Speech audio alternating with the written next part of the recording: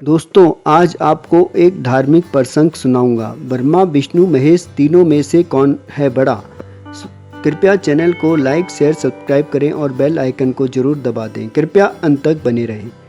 दुनिया में रहने वाले हर इंसान के मन में यह सवाल आता है कि सृष्टि का आरंभ कैसे हुआ। हिंदू धर्म के अनुसार इस त्रिदेव यानी ब्रह्मा विष्णु महेश ने मिलकर सृष्टि का निर्माण किया था। लेकिन एक ऐसा भी प्रश्न है जिसका जवाब आज तक बहुत लोगों के मन में घर करके बैठा है, जो ये कि सृष्टि का निर्माण करने वाले तीनों देवों में से सबसे श्रेष्ठ कौन है। बहुत से लोगों को इससे संबंधित कथा के बारे में नहीं पता होगा, तो आइए जानते हैं एक लोकप्रिय कथा जिससे आपको शायद आपके इस सवाल का जवाब मिल सकता है। आपको बता दें कि इस संदर्भ में शिव पुराण और श्रीमद् भगवद गीता में दोनों कथाएं पढ़ने को मिलती हैं। यहाँ जाने शिव पुराण में दी गई कथा। शिव पुराण के अनुसार एक बार ब्रह्मा और विष्णु में विवाद हो गया कि इन दोनों में से बड़ा कौन है। जब विवाद इतना बढ़ गया कि उन दोनों में युद्ध की नौबत आ गई, तब उन दोनों के मध्य एक बड़ा सा अग्नि स्तंभ प्रकट हो गया।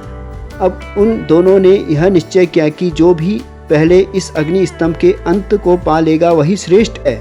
भगवान विष्णु इस स्तंभ के अंत को पाने के लिए नीचे की ओर गए और ब्रह्मा जी ऊपर की तरफ गए। दोनों में से कोई भी इस अग्नि स्तंभ के अंत को पाने में सफल ना हो सका, जिसके बाद भगवान विष्णु ने तो अपनी हार स्वीकार कर ली, परंतु ब्रह्मा जी ने असत्य कहा कि उन्हें अंत मिल गया है, इसीलिए मैं श्रेष्ठ हूँ। ब्रह्मा जी के मुख से असत्य सुन उस अग्नि स्तंभ में से शिव जी प्रकट हुए और उन्होंने ब्रह्मा जी के 5 मुखों में से जो मुख असत्य बोल रहा था उसे काट दिया और यह श्राप दिया कि संसार में उनकी पूजा नहीं होगी।